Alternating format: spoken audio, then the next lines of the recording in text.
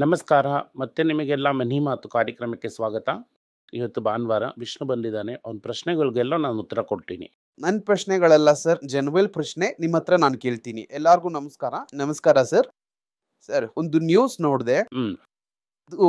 ನೀವು ಈ ಎಸ್.ಎಂ.ಇ ಸ್ಟಾಕ್ಸ್ ಒಳ್ಳೆ ಸ್ಟಾಕ್ಸ್ ಅಂತ ನೀವು ಹೇಳೋದನ್ನ ಅದನ್ನು ಇದನ್ನು ಹೋಲಿಕೆ ಮಾಡಿ ನೋಡ್ಬೋದು ಅನ್ನೋ ತರ ಒಂದು ವಿಷಯ ನನ್ನ ಕಣ್ಣಿಗೆ ಬಿತ್ತು. ಅದರಿಂದ ನಾನು ಇದನ್ನ ನಿಮ್ಮ ಹತ್ರ ಕೇಳ್ತಾ ಇದ್ದೀನಿ. ಮ್ಯೂಚುವಲ್ ಫಂಡ್ಸ್ ಜೂನ್ ತಿಂಗಳಲ್ಲಿ ಯಾವ ಶೇರ್ಗಳನ್ನ ತಗೊಂಡಿದ್ದಾರೆ, ಯಾವ ಶೇರ್ಗಳನ್ನ ಮಾರಿದ್ದಾರೆ ಅಲ್ಲೋದೇನೆ ಲಿಸ್ಟ್ ತಗೊಂಡಿರೋಂತ ಷೇರು ಯಾವ್ದಾದೆಲ್ಲ ತಗೊಂಡಿದ್ದಾರೆ ಅಂತ ನೋಡಿ. ಏಷ್ಯನ್ ಪೇಂಟ್ಸ್, ಅಂಬಾನಿ ಈಗ ತಾನೇ ಮಾರ್ಬಿಟ್ಟು ಹೋದ್ರು. ಏಷ್ಯನ್ ಪೇಂಟ್ಸ್ ನ ತಗೊಂಡಿದ್ದಾರೆ. ವಿಶಾಲ್ ಮೆಗಾ ಮಾರ್ಟ್ ನ ತಗೊಂಡಿದ್ದಾರೆ.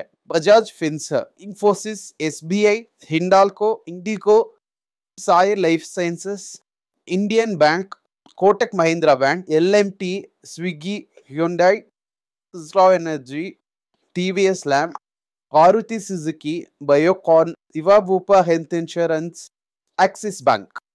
ಈ ತರದ ಶೇರ್ಗಳನ್ನೆಲ್ಲ ಜೂನ್ ತಿಂಗಳಲ್ಲಿ ಮ್ಯೂಚುವಲ್ ಫಂಡ್ ತಗೊಂಡಿದ್ದಾರೆ ಸರ್. ಇದ್ರ ಬಗ್ಗೆ ನಿಮ್ಮ ಅಭಿಪ್ರಾಯ? ನಿಮ್ಮ ದುಡ್ಡು ಅವನ ದುಡ್ಡ. ಇದರಲ್ಲಿ ಬಜಾಜ್ ಫಿನ್ಸರ್ಗು, ಲಾರ್ಸನ್ ಅಂಡ್ ಟ್ಯೂಬ್ರೋ, ಈ PVS ಲಾಕ್ಸು ಇದೆಲ್ಲ ಒಳ್ಳೆ company. Valuation over. Kotak Mahindra bank sir, Kotak Mahindra bank valuation over. 2-3 ವರ್ಷದಿಂದ ರಿಟರ್ನ್ನೇ ಇಲ್ಲ. ಬೇರೆದೆಲ್ಲ ಗಂಡ. ನಾನು ಕೆಲವು ಶೇರ್ಸ್ ಎಲ್ಲ ಇದ್ರಲ್ಲಿ ಇರೋದು. ಅದರಲ್ಲೂ ಏಷ್ಯನ್ ಪೇಂಟ್ಸು 40% ಡೌನು. ಇನ್ನೂ ಇಳಿಯುತ್ತೆ. ಇನ್ನೂ 2 ಕ್ವಾರ್ಟರ್ 3 ಕ್ವಾರ್ಟರ್ಗೆ ಇಳಿಯುತ್ತೆ. A1 ಹೊರಗಡೆ ಹೋಗ್ಬೇಕು ಅನ್ನೋದ್ರಿಂದ ನಿಮ್ಮ ದುಡ್ಡನ್ನ ತೆಗೆದು ಆಟ ಆಡ್ತಾ ಇದ್ದಾರೆ. ಅದನ್ನ ನೀವು ಅರ್ಥ ಮಾಡ್ಕೊಂಡ್ರೆ ಸರಿ. ಇದು ಈಗ ಅವರು ತಗೊಂಡಿರೋಂತ ಲಿಸ್ಟ್. ಇದರಲ್ಲಿ ಕೆಲವು ಶೇರ್ಸ್ ನೆಲ್ಲ ನಾನು ನಿಮ್ಮ ಹತ್ರ ಕೇಳಿದಾಗ ಅದ್ರ ಪಕ್ಕನೇ ಹೋಗ್ಬೇಡ ಅಂತ ಹೇಳಿ ನೀವೇ ಕೆಲವೊಂದು ಶೇರ್ಸ್ ಬಗ್ಗೆ ಹೇಳಿದ್ದೀರಾ.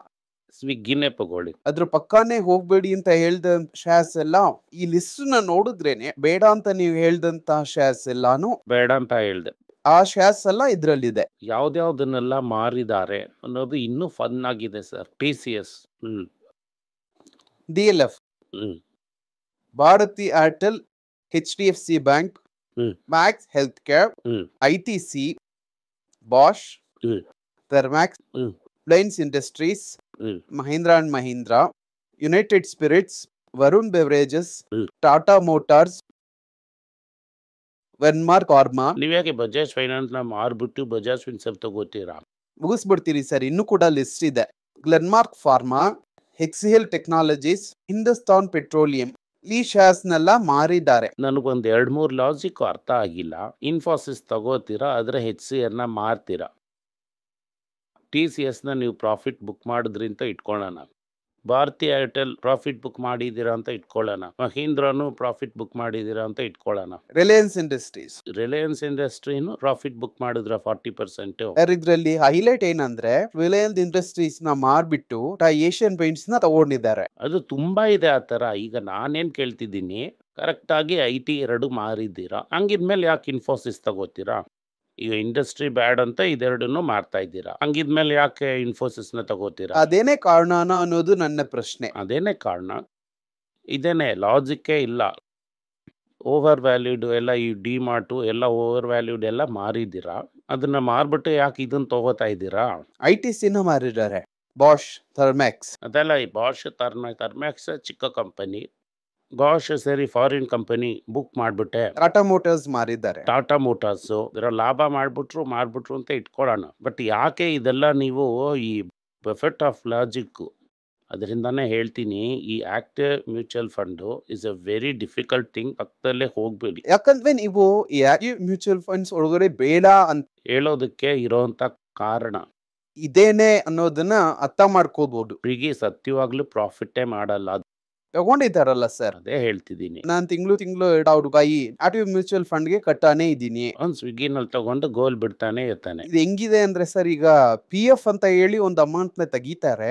ಅದರಿಂದ ಒಂದು ಅಮೌಂಟ್ ನ ತೆಗೆದು ನೀವು ಸ್ಟಾಕ್ ಅಲ್ಲಿ ಹಾಕಿ 15% ತೆಗೆದು ನನಗೆ 8% ಕೊಟ್ಟಿದ್ದೀರಾ. ಅದು ಥಾಟ್ ಇದೆಯಲ್ಲ ಸರ್. ಎಲ್ಲ ಬಿಡು, ಇದ್ರ ಬಗ್ಗೆ ಇನ್ನೇನ್ ಮಾತಾಡೋದು. ಓಕೆ ಸರ್, ಆಕೆ ಮ್ಯೂಚುವಲ್ ಫಂಡ್ ಯಾಕೆ ಬೇಡ ಅಂತ ನೀವು ಹೇಳೋದಕ್ಕೆ ಪರ್ಫೆಕ್ಟ್ ಇನ್ಫ್ಲುಯೆನ್ಸ್ ಇದರಿಂದ ತೆಗಿಯೋದಕ್ಕೆ ಸಾಧ್ಯ ಆಯ್ತು. ಅದು ಎಂಬ ನಾನು ಅನುಮತ ಇದನ್ನ ಕೇಳೋಣ ಅಂತ ಅನ್ಕೊಂಡಿದ್ದು ಸರ್. ಅದ್ರಲ್ಲಿ ಇವತ್ತು ಮುಖ್ಯವಾಗಿ ಬಂದಿರುವಂತ ಒಂದು ನ್ಯೂಸ್ ಬ್ಲೂಮ್ಬರ್ಗ್ ಅಲ್ಲಿ ಬಂದಿದೆ. Tata motor European truck maker ಇವಿಕೋನ ಅಕ್ವೈರ್ ಮಾಡೋದಕ್ಕೆ ನೋಡ್ತಾ ಇದ್ದಾರೆ ಅಂತ ಆ ಒಂದು ಸುದ್ದಿ. ಆಲ್ರೆಡಿ ಅವರು ಟ್ರಕ್ ಅಲ್ಲಿ ತುಂಬಾನೇ ಸ್ಟ್ರಾಂಗ್. ಯುರೋಪಿಯನ್ ಮಾರ್ಕೆಟ್ ಒಳಗೆ ಹೋಗ್ತಾ ಇದ್ದಾರಾ ಅಥವಾ ಏನ್ ನಡೀತಾ ಇದೆ?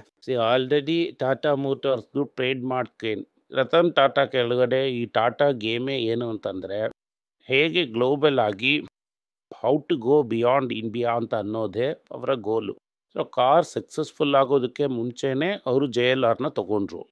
ಈಗ ತುಂಬ ಜನ ಗೊತ್ತಿಲ್ಲದೆ ತಗು ಅನ್ನೋಂಥ ಸೌತ್ ಕೊರಿಯನ್ ಕಮರ್ಷಿಯಲ್ ವೆಹಿಕಲ್ ಮ್ಯಾನುಫ್ಯಾಕ್ಚರ್ನ ಬ್ಯಾಂಕ್ರಪ್ಸಿನಲ್ಲಿ ತಗೊಂಡು ಇವತ್ತು ಅದನ್ನು ನಡೆಸ್ತಾ ಇದ್ದಾರೆ.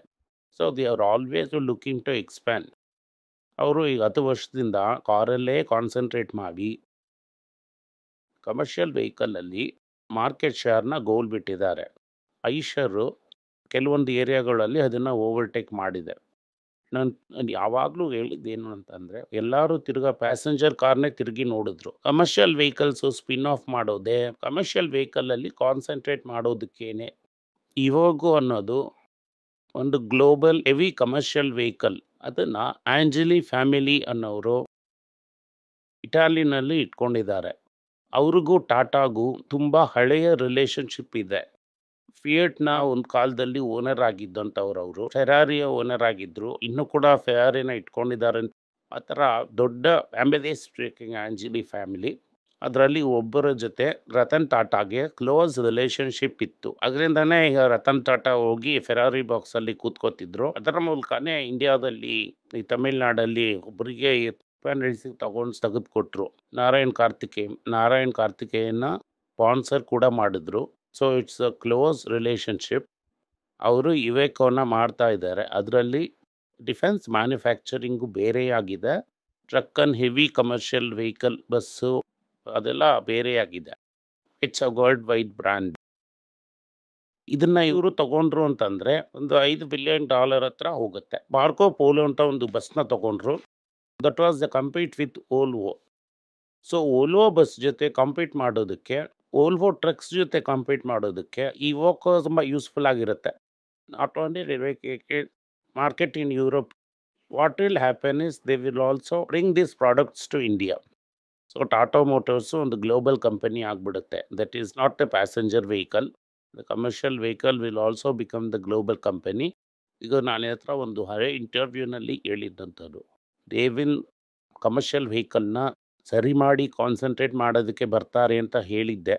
ಇದು ಫಸ್ಟ್ ಸ್ಟೆಪ್ಪು. ಇದು ಇಂಡಿಯಾದಲ್ಲಿ ಯಾರು ಇನ್ನೂ ಕವರ್ ಮಾಡಿಲ್ಲ. ಟೆಂಪೋ ಬಗ್ಗೆ ಎಲ್ಲ ಮಾತಾಡುವಾಗ ನೀವು ಇದು ಹೇಳಿದ್ರಿ. So they will make a play. ಇಲ್ಲ ಅಂತಂದ್ರೂ they will within next 4 years ಒಂದು ಮೇಜರ್ ಅಕ್ವಿಸಿಷನ್ ನೋಡ್ಕೊಂಡು ಹೋಗ್ತಾರೆ. ಓಕೆ ಸರ್, ಅದು ಹಂಗಂದ್ರೆ ಇದನ್ನ ಈ ತರ ಅರ್ಥ ಮಾಡ್ಕೋಬಹುದಾ? ಜಾಗ್ವಾರ್ ಲ್ಯಾಂಡ್ ರೋವರ್ ನ ತಗೊಂಡ್ರು, ಅದರ ಪ್ಲಾಟ್ಫಾರ್ಮ್ ಅದು ಇದನ್ನೆಲ್ಲ ತಗೊಂಡ್ ಬಂದು ಇವತ್ತು ಈ ಟಾಟಾ ಕಂಪ್ಲೀಟ್ ಆಗಿ ಸ್ಟ್ರೆಂಥನ್ ಮಾಡ್ಬಿಟ್ರು. ಯಾಕಂತಂದ್ರೆ ಟಾಟಾ ಸ್ವಿಫ್ಟ್ ಅಂತ ಒಂದು ಕಾರ್ ಇತ್ತು. ಆ ಟೈಮ್ ಅಲ್ಲಿ ತುಂಬಾ ಲೋ ಲೆವೆಲ್ ಅಲ್ಲಿ ಟಾಟಾ ಮೋಟಾರ್ಸ್ ಇತ್ತು. ಅದಾದ್ಮೇಲೆ ಟಕ್ ಅಂತ ನೋಡಿದ್ರೆ ತುಂಬಾ ಮಾಡೆಲ್ ಕಾರ್ಸ್ ಎಲ್ಲ ಬಂತು. ಕಮ್ ಬ್ಯಾಕ್ ಮಾಡುದು, ಕಂಪ್ಲೀಟ್ ಕಮ್ ಬ್ಯಾಕ್ ಸರ್. ಅದು JLR ಪ್ಲಾಟ್ಫಾರ್ಮ್ ಇಟ್ಕೊಂಡು ಅದೇ ತರ ಇದನ್ನ ಇಟ್ಕೊಂಡು ಕಮರ್ಷಿಯಲ್ ವೆಹಿಕಲ್ ಅಲ್ಲಿ ಒಂದು ಕಮ್ ಬ್ಯಾಕ್ ಕೊಡ್ತಾರೆ ತಿಳ್ಕೊಬಹುದು. Already strong. ಈಗಲೂ 40% ಮೇಲೆ ಮಾರ್ಕೆಟ್ ಶೇರ್ಸ್ ಇದೆ. ಅದನ್ನ ಸ್ಟ್ರೆಂಥನ್ ಮಾಡ್ಕೋತಾರೆ, ಡೆವಲಪ್ ಮಾಡ್ತಾರೆ. ಈ ಡೀಲ್ ನಡೆಯುತ್ತಾ ಅನ್ನೋದು ಗೊತ್ತಿಲ್ಲ ನನಗೆ. ಇನ್ಫಿಸಿನ್ ಥ್ರೂ ಈ ಡೀಲ್ ಇಲ್ಲ ಅಂತಂದ್ರೂ ಇನ್ನೊಂದು deal keep looking for that. Okay sir, fine. ಇದೊಂದೇನ ಪ್ರಶ್ನೆ, ಇದು ಟ್ರೇಡ್ ಮಾರ್ಕು ಬೇಸಿಕ್ಲಿ. ಏಕೆ ಅಂತಂದ್ರೆ ಫಸ್ಟು ಆರ್ಟಿಕ್ಯುಲಿಟಿ ಕಂಪನಿನ ತಗೊಂಡ್ರು, ಕೋರಸ್ನ ತಗೊಂಡ್ರು, JLRನ ತಗೊಂಡ್ರು. ಅದಾದ್ಮೇಲೆ ಕೂಡ ಅದೇ ಅಗ್ರೆಷನಲ್ಲಿ ಹೋಗ್ತಾ ಇದ್ದಾರೆ. ಅದೇ ಥರ ಟೈಟನಲ್ಲಿ ಡೆಮಾಸ್ ಅಂತ ಅದನ್ನ ತಗೋತಾರೆ ಅಂತ ಒಂದು ರೂಮರ್ ಹೋಗ್ತಾ ಇದೆ. So they are looking to grow global brand very aggressively. SWP ಅನ್ನೋದನ್ನ ತುಂಬಾ ದೊಡ್ಡದಾಗಿ ಹೇಳ್ತಾ ಇದಾರಲ್ಲ ಸರ್, ಅದರಲ್ಲಿ ಹಾಕ್ತಾ ಇದ್ವಿ ಅಂತಂದ್ರೆ ಅದರಲ್ಲಿ ಮುಗಿಸ್ಬಿಡ್ತೀನಿ ಸರ್. ಸಿಸ್ಟಮ್ಯಾಟಿಕ್ ವಿತ್ಡ್ರಾವಲ್ ಪ್ಲಾನ್ ಇದ್ರಲ್ಲಿ ಆಗ್ತಾ ಇದ್ವಿ ಅಂದ್ರೆ ತಿಂಗಳು ದುಡ್ಡು ತಗೋಬಹುದು, ಪ್ರಿನ್ಸಿಪಲ್ ಅಮೌಂಟ್ ಹಾಗೆ ಇರುತ್ತೆ ಅಂತೆಲ್ಲ ಏನೋ ತುಂಬಾ ಹೇಳ್ತಾರೆ. ಇವಾಗ ಏನದು, ಈಗ ಮಾರ್ಕೆಟ್ ಕಂಟಿನ್ಯೂಸ್ ಆಗಿ ಏರ್ತಾನೆ ಇರುತ್ತಾ? ಒಂದು ವರ್ಷಕ್ಕೆ ರಿಟರ್ನೇ ಇರಲ್ಲ. ಲಾರ್ಜ್ ಕ್ಯಾಪ್ ಫಂಡ್ಸಲ್ಲಿ ನಾನು ಎಕ್ಸಾಂಪಲ್ ಹೇಳಿದೆ. ಈ 4 ಸ್ಟಾಕ್‌ನ ತಗೊಂಡ್ರೆ 2% ಕೂಡ ರಿಟರ್ನ್ ಇರಲ್ಲ. 3 ವರ್ಷದಲ್ಲಿ. ನೀನು ತಿಂಗಳು ಏನು ತೆಗೀತೆ ಪ್ರಿನ್ಸಿಪಲಿಂದ ಕೊಡ್ತಾನೆ. ಸಿಸ್ಟಮ್ಯಾಟಿಕ್ ವಿತ್‌ಡ್ರಾವಲ್ ಪ್ಲಾನ್ ಅನ್ನೋದೆಲ್ಲ ಫ್ರಾಡು. ನಿನಗೆ ದುಡ್ಡು ಅವಶ್ಯಕತೆ ಇದೆಯಾ? Then equity is not the place to be. ನಿನಗೆ ರೆಗ್ಯುಲರ್ ಆಗಿ ದುಡ್ಡು ಬೇಕು ಅಂತ ನೀನು ಡಿಸೈಡ್ ಮಾಡಿದೆ ಅಂತಂದರೆ equity is not the place to be. ಸತ್ಯ. ನೀನೇ ಒಂದು ಒಳ್ಳೆ ಬಾಂಡ್‌ನ ತಗೋ. ಅದರಿಂದ ತಿಂಗಳು ಬಡ್ಡಿ ಬರುತ್ತೆ. ತಗೊಂಡು ತಿನ್ನಿ. ಸೊ ಪ್ರಿನ್ಸಿಪಲ್ ಹಾಗೇ ಇರುತ್ತೆ. ಬಡ್ಡಿ ಬರ್ತಾ ಇರುತ್ತೆ. ಯಾವುದು ಪ್ರಿನ್ಸಿಪಲ್ಲು, ಯಾವುದು ಬಡ್ಡಿ ಅನ್ನೋದು ನಿಮಗೆ ಕ್ಲಾರಿಟಿ ಇರುತ್ತೆ. ಬಟ್ ಇದರಲ್ಲಿ ಈ ಸಿಸ್ಟಮ್ಯಾಟಿಕ್ ವಿತ್‌ಡ್ರಾವಲ್ ಪ್ಲಾನಲ್ಲಿ ನಿನಗೆ ಗೊತ್ತಿಲ್ದಂಗೆ ನೀನು ಕ್ಯಾಪಿಟಲ್‌ನೇ ತಿಂದಾಕ್ಬಿಟ್ಟಿರ್ತೀಯ. ಇದೇನೇ ಕ್ಯಾಪಿಟಲ್ಲು, ಇದೇನೇ ನನ್ನ spending. I cannot assume every month equity market ಏರ್ತಾನೇ ಹೋಗುತ್ತೆ ಅಂತ. ಈ 26,500 ಇಂದ 1 ವರ್ಷದಿಂದ ಮಾರ್ಕೆಟ್ ಎಲ್ಲೂ ಹೋಗಿಲ್ಲ. ಹೌದು. ರೈಟಾ?